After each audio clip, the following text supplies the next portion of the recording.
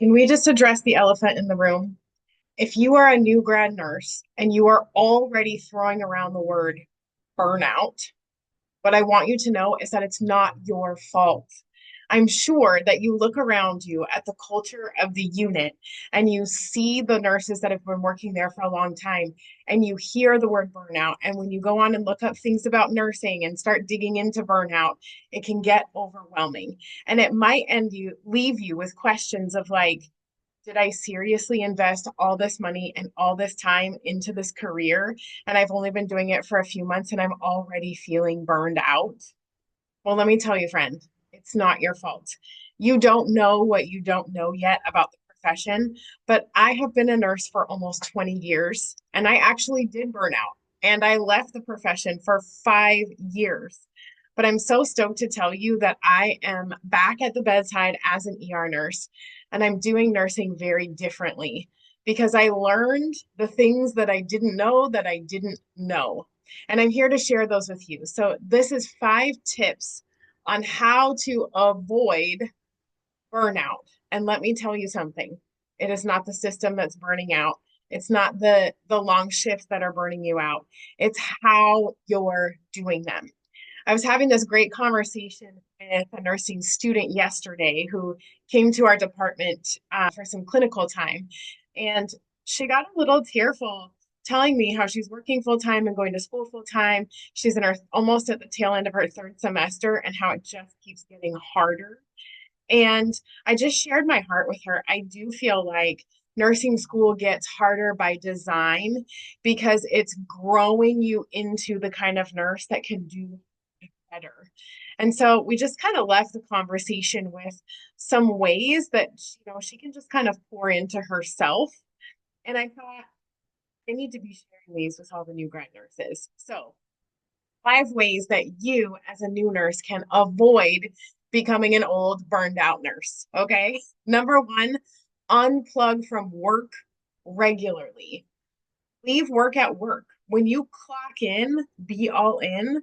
But when you clock out, be all in for your life. Be all in for your life in the same way that you are all in for your patient. Don't be checking your work email. Don't be plugging into the group chat. Stay away from work related stuff. Here's the other perspective, you're not getting paid to stay plugged into work, but you are losing precious time, precious energy, precious emotions, and precious hours that you will never, ever, ever get back by choosing to stay plugged in. I wish that somebody had taught me and poured into me and shared with me like it's okay to leave work stuff at work and to stop checking in all the time. Because in the beginning, I'm sure you feel this way too. I felt extra paranoid, right? Like, oh my gosh, what if I didn't do this? And what if I didn't do that? And what about this? What about that? I promise you, the next time you go to work, somebody is going to share that feedback with you. Stressing about it on all of your days off just steals your precious life energy and is not worth it. If you think of your time and your energy as an investment on your days off, I want you to be investing your time and your energy into things that feed you, that fulfill you, that set your soul on fire. Don't be spending it on useless things, especially that are work related, that you're not even going to get paid for. There's no rate of return there. Use your time and energy as if it were an investment and invest it in places where you are going to get a rate of return on your soul, on your relationships, because you chose to unplug from work. Tip number two, learn to say no.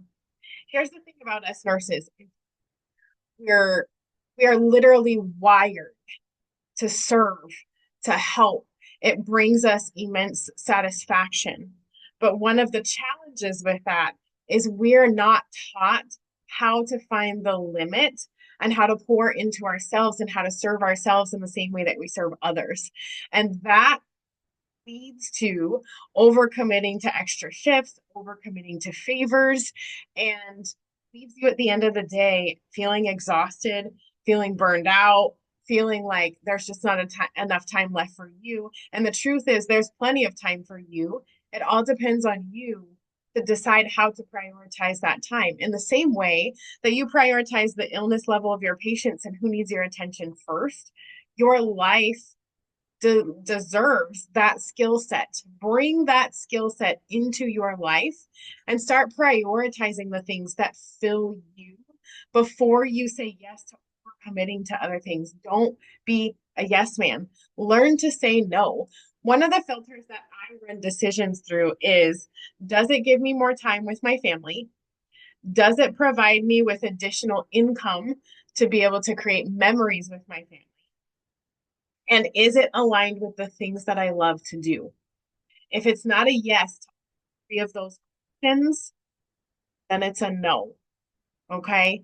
So that's one of the filters that I use to decide, how am I saying yes or no to things? And the truth is, you have to protect your time off the same way that you protect the life of your patients. Because the truth is, life depends on you protecting your time off so that you can recharge, you can refill, and you can avoid becoming burned out. Number three, use your paid time off. This is one mistake that I think a lot of nurses make, especially in the beginning, because they're still learning, they're growing, they're showing up for the department, they want to have a good track record for employment. But here's the thing, using your paid time off does not jeopardize your track record or your reputation. You earn that paid time off for a reason. And I know one of the mistakes I made is I just got in and I just and I worked and I worked and I worked and I never used my time off. And when I actually left my first organization, I was with them for 15 years. They cut me a fat check for all the time that I had not taken, that I had earned. But what's interesting about that check is it came at a discounted price.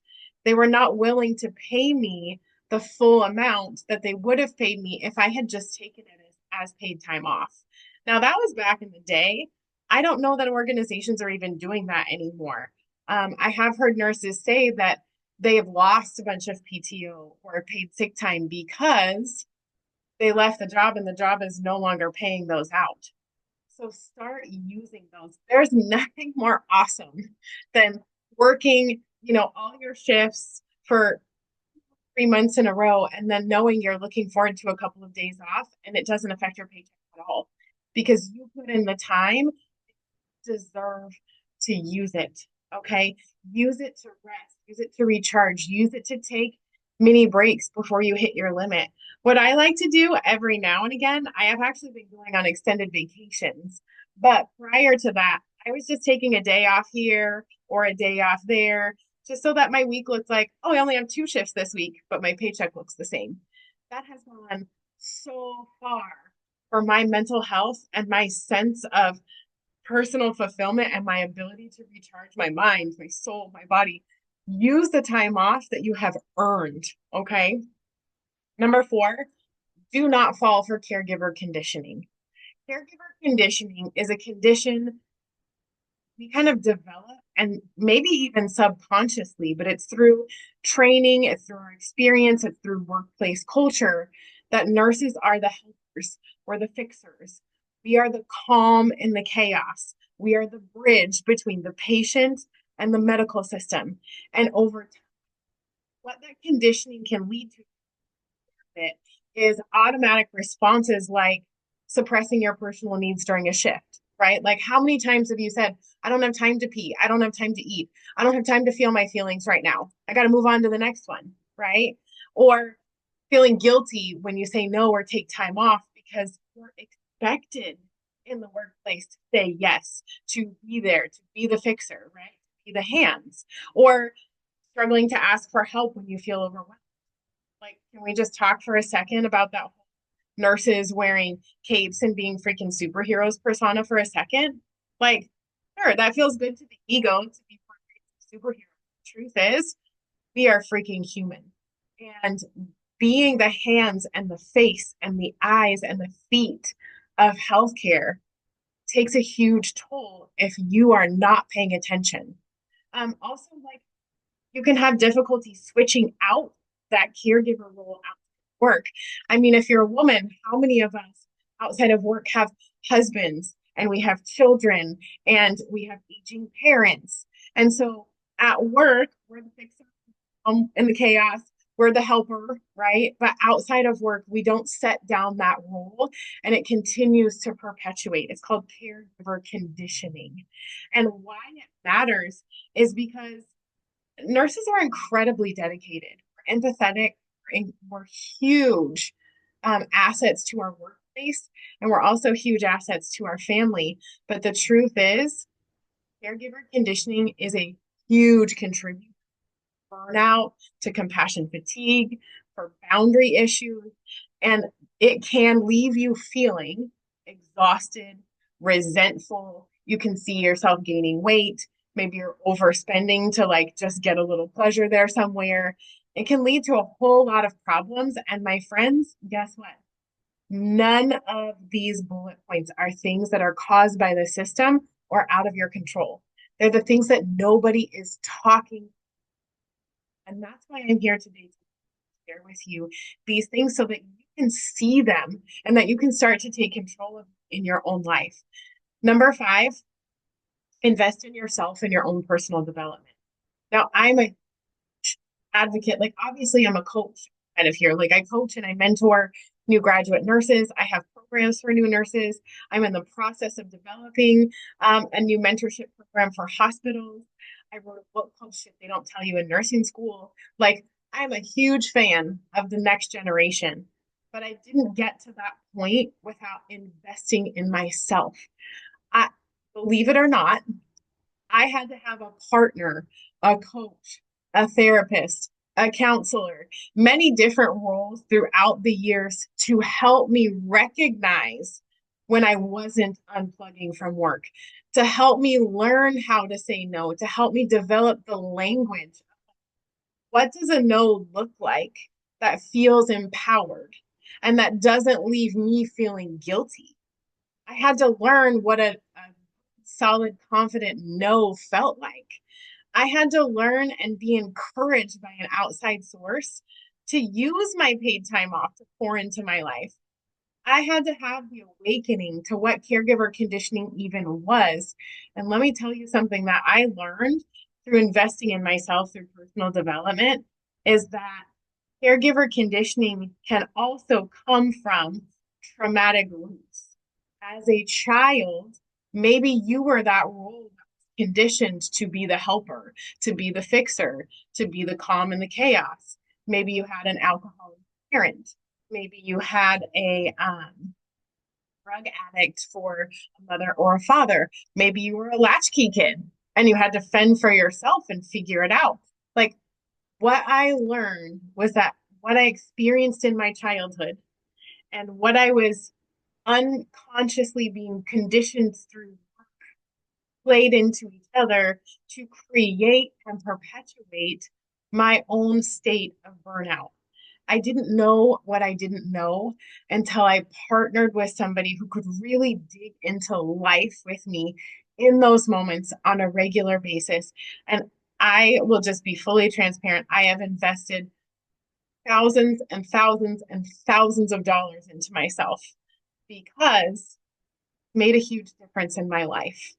I didn't know what I didn't know, but now that I know what I know, it's my responsibility. And I hope this video has awakened you to some things that maybe you didn't even know that you didn't know. But now that you know, it is your responsibility to take action, to take those next steps, to really take this advice seriously.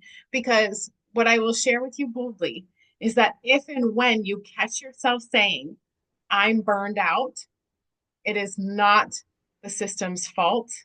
It is your responsibility to prevent your own burnout through some of the tips that I shared with you. And there's so much more to it. But I hope this video really served you to identify that number 1, you are not the victim of the nursing profession. Number 2, the system of healthcare is not causing your burnout.